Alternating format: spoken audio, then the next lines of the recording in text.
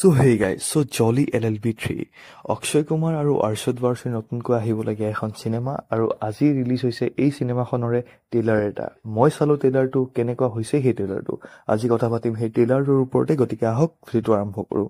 So জলি LLB 3 এখন ফ্ৰেঞ্চাইজিৰ part হয়, যোনখন হ'ল জলি LLB, আৰু তাতে পাৰ্ট 1ত আছিলে আৰ্শদ বাৰ্চি আৰু পাৰ্ট 2ত আছিলে অক্ষয় কুমাৰ, আৰু দুখনো বহুত বেছি ফানি বা বহুত বেছি ছুপাৰ হিট আছিলে এই সময়ত।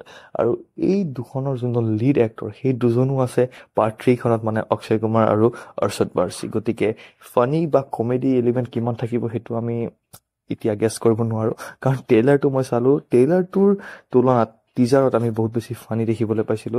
মানে দুজনৰে কথোপকথন হওক বা এলিমেণ্টছ বিলাক হওক, সেইটো আমি বহুত বেছি ফানি পাইছিলো টিজাৰটোত। কিন্তু ট্ৰেইলাৰটোত আমি 3 মিনিট 5 ছেকেণ্ডৰ ট্ৰেইলাৰত মানে ফানি ডায়লগছ বা ফানি চিনছ ইমান এটা নাছিলে।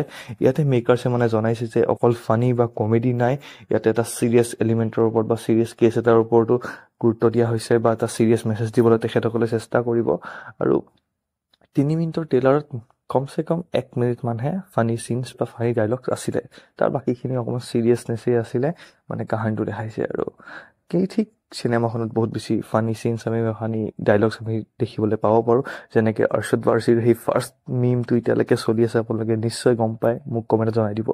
চ' বৰ্তমান এই চিনেমাখনৰ ওপৰত কথা পাতিব গ'লে, এই চিনেমাখন আহি আছে 19 ছেপ্টেম্বৰ তাৰিখে, গতিকে এতিয়া আৰু 10 দিন মানো নাই চিনেমাখন ৰিলিজ হ'বলৈ। আৰু দুজন এক্টৰ আছে, আৰু দুজনো বহুত বেছি ভাৰ্চেটাইল বা বহুত বেছি ভাল এক্টৰ, সেইটোৰ কোনো ধৰণৰ আমাৰ সন্দেহ নাই। আৰু মই শুনিছোঁ এই চিনেমাখনত কেমিঅ'ছো বহুত বেছি আছে, গতিকে নিশ্চয় চিনেমাখন বহুত বেছি ভাল হ'ব লাগে। ডিচএপইণ্টটো আপুনি নিশ্চয় নহয়, কাৰণ ইয়াৰ আগতে অক্ষয় কুমাৰে নিশ্চয় নিজৰ কামবেক কৰি লৈছে, আপোনালোকে নিশ্চয় গম পাইছে কেচিৰিয়া 2খনৰ লগত। এইবাৰো নিশ্চয় অক্ষয় কুমাৰে বক্স অফিচৰ ৰেকৰ্ডবোৰ ভাঙি দিব পাৰে। দুৰ্গা পূজাৰ আগে চিনেমাখন আহি আছে, আৰু আৰ্শদ বাৰ্চি আৰু অক্ষয় কুমাৰ যোনটো কমিক টাইমিং, সেই কমিক টাইমিংটো বেলেগেতো নিশ্চয় মেটচ কৰিব নোৱাৰিব।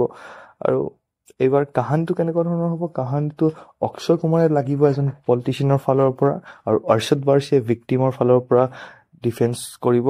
তাৰপিছত চাগে কাহানী এনেকুৱা ধৰণৰ হ'ব যে অক্ষয় কুমাৰে লাষ্টত গৈ বুজি পাই যাব যে পলিটিচিয়ানজন ভাল নহয় আৰু পাৰ্টি চেঞ্জ কৰি ল'ব।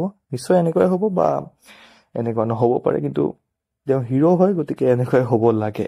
চ' আপোনাৰ মতামতটো কি মোক নিশ্চয় কমেণ্টত জনাব, আৰু এইখন চিনেমা চাবলৈ আপুনি অপেক্ষা কৰি আছে নে মোক নিশ্চয় সেইটো কমেণ্টত জনাব।